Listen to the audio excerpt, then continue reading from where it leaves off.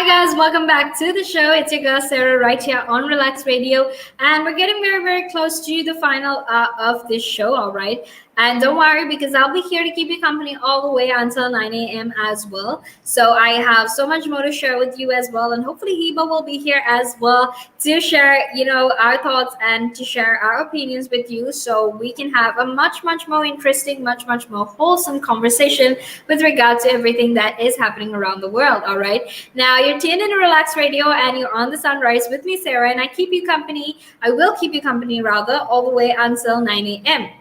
All right. So if you have any thoughts, if you have any opinions that you would like to share with me, please feel free to go ahead and do that. All you need to do is just text me or call me on 078-52473-473. Share your thoughts, share your opinions. Let me know what your thoughts are with regard to whatever it is that we are talking about.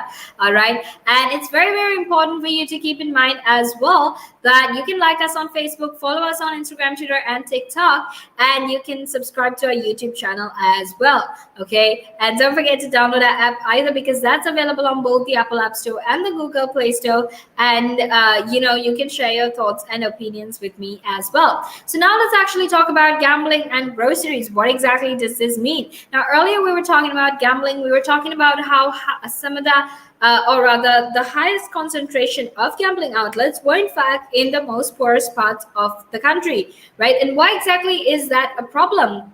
The reason that's a problem is obviously because, we're talking about gambling, we're talking about poor people. And, something with poor people is that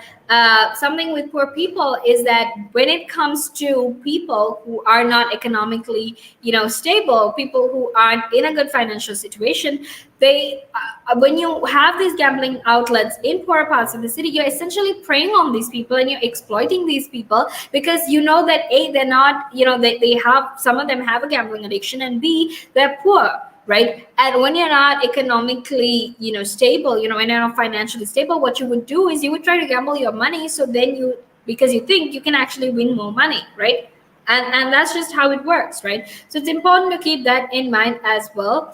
And also something else we were talking about is the fall of Waitrose, right? Basically, how Waitrose was rated Britain's worst large online retailer for grocery freshness, and this was according to a research that was conducted, right? And obviously, this comes about because there was a research that was done by which basically investigated how fresh and how long these perishable goods would last, right? Now, Tesco was basically on top of the list with 11 days of freshness, and then we had Asda, which had 10.5 days of freshness, and Ocado with 10.4, and last of all we actually had Waitrose with basically 8.6 days of freshness. All right, so it's important to keep that in mind as well, and make sure you stay tuned, because we're going to head into a small break now, and after that we will be back to discuss more of this. So until then, make sure that you stay tuned.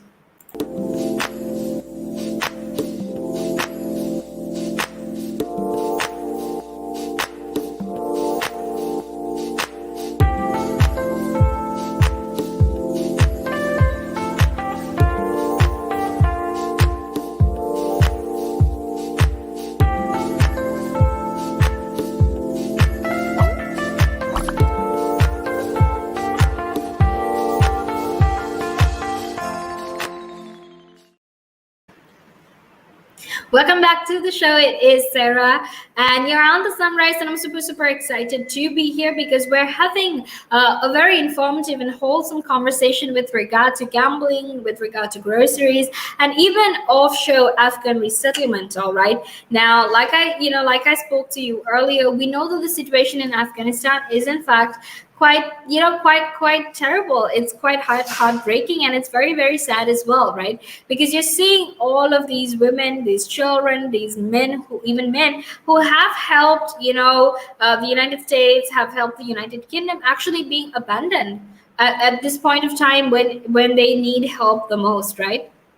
And ever since the Taliban took control of Kabul, or took control of Afghanistan, things actually haven't been as easy for people who live in Afghanistan. All right. So make sure to share your thoughts and make sure to share your opinions with me, because I would love to hear what you have to say. All you need to do is just text me or call me on 078-524-73473. Share your thoughts, share your opinions, and that will definitely help me. And you have an amazing, interesting conversation that will actually, help all of us to be, help all of us understand everything that is happening in the world. All right. So make sure to keep that in mind as well. And don't forget to download the app, because the app is available on both the Apple App Store and the Google Play Store, and you can actually make sure that you're always informed, that you're always updated about all of these things, and you're letting us know what your thoughts and opinions on this are as well. Okay, so don't forget to get in touch with me, share your thoughts, share your opinions, and let me know what you are thinking about what is happening in the world, right?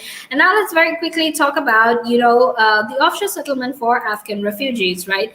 Now, here in Britain, we actually plan to establish these offshore settlement centers for Afghan refugees in countries like Pakistan and countries like Turkey, because those countries are the closest to Afghanistan, right? And they can actually help people in Afghanistan. So people who need to immediately evacuate because their lives are at risk, because they are at a risk, right? So it's important to keep that in mind.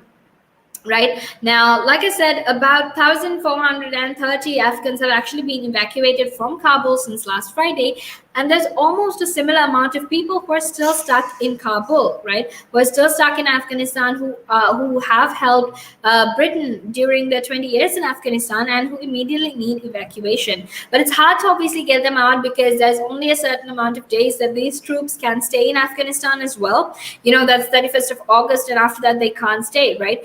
And obviously, the Taliban themselves actually issued a statement saying, look, if troops actually extended their stay, that would be, and that would in fact be a red line here in Afghanistan, right? So that is what is happening now. The emergency airlift, which was continuing on Sunday as well, with RAF flights operating despite a crush at the airport gates, are as desperate, because they want to try and move all of these Afghans who are trying to flee as soon as possible, right? Now, NATO actually believes that about 20 people have died in the airport last week, and Britain's Armed Force Minister James Heappey has also said that the flow outside the airport had improved, because the Taliban was in fact marshalling people into separate queues for the United States. All right, so that is the very latest on what is happening here in the United Kingdom, and the plans that we have for our future as well. And hopefully we will be able to help all of these people in Afghanistan who are trying to flee the country. All right, but I will be back in a few minutes to talk about Afghanistan, to talk about journalists who finally won their right to actually come back to Britain to help these people, and also we're going to be talking about these offshore resettlement centers as well. So until then, make sure you stay tuned, because I will